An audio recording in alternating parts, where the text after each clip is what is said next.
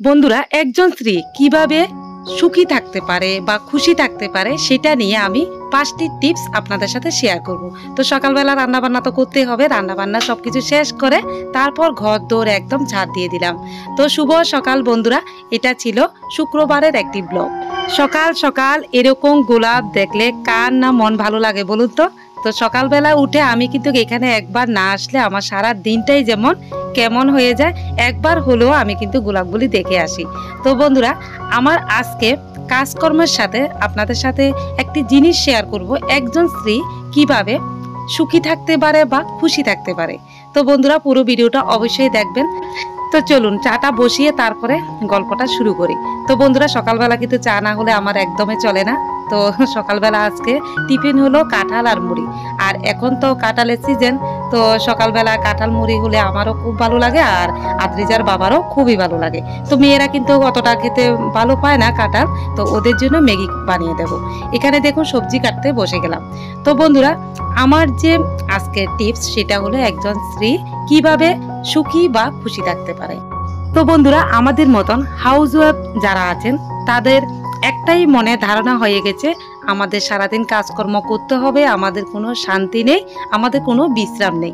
তো এটা একদমই ভুল কথা। যেমন ধরুন, আমাদের তো রান্না করতে হবে সকালবেলা। তো রান্নার সময় আমরা যদি একটু মোবাইল চালিয়ে গান শুনতে শুনতে যদি একটু কাজ করি, তখন দেখবেন আমাদের কাজের এনার্জিটা কিন্তু আরো বেড়ে যায় আর কাজ করতেও ভালো লাগে। তো বন্ধুরা, এই টিপসটা অবশ্যই ফলো করে দেখবেন। এখানে দেখুন আপনাদের সাথে কথা বলতে বলতে আমি কিন্তু কাঁঠালটাও কেটে দিলাম। তো একদম কাঁচা কাঁঠাল, আর কাঁচা কাঁঠালের সবজি কিন্তু আমাদের বাড়ির সবাই ভালো পায়। তো কয়েকটা সবজি মিলিয়ে একদম নিরামিষ রান্না করব। তো বন্ধুরা, কার কাছে কাঁচা কাঁঠাল ভালো লাগে অবশ্যই কিন্তু। তো বন্ধুরা, আমার 2 নাম্বার টিপসটা হলো অভিযোগ করা বন্ধ করুন। যেমন ধরুন, আমরা সারাদিন কাজকর্ম করি, হাজবেন্ড আসলে বলি আমি এটা করেছি ওটা করেছি। তো আসলে বলবেন না, এটা কিন্তু অনেক খারাপ প্রভাব ফেলে।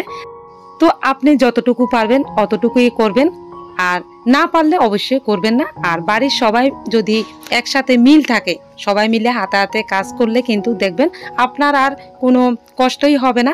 তাহলে দেখবেন নিজেও ভালো থাকবেন আর অন্যদেরকেও ভালো রাখতে পারবেন। তো চলুন বন্ধুরা, এবার 3 নাম্বার টিপসটা আমি বলি। তো আমরা অনেক সময় কাজ করতে করতে এমন বিরক্ত বোধ করি, মাঝে মাঝে একদম মুখ কালো করে বসে থাকি। তো এটা করবেন না। মুখ কালো করে বসে থাকলে কিন্তু নিজের কাছেও ভালো লাগবে না, বা অন্যরা দেখলেও কিন্তু ভালো লাগবে না। একটু ঠোঁটের কোণে একটু হাসি রাখবেন, দেখবেন খুব ভালো লাগবে, নিজের কাছেও ভালো লাগবে বা অন্যদের কাছেও খুবই ভালো লাগবে। তো চলুন বন্ধুরা, 4 নাম্বার টিপসটা বলে ফেলি। তো 4 নাম্বার টিপসটা হলো, যখন হাজবেন্ড বাড়িতে আসবে একটু পরে গল্প, যে কোনো টিভি দেখা, দুজন মিলে বা বাড়ির সবাই মিলে বসে গল্প করা, হাসি আনন্দ করা। তো দেখবেন সবাই মিলে বসে যে আমরা গল্পটা করি, তখন কিন্তু একদম মন খারাপ থাকলো একদম ভালো হয়ে যাবে। তো বন্ধুরা, আজকে আমি যে টিপসগুলি বলেছিলাম অবশ্যই করে দেখবেন।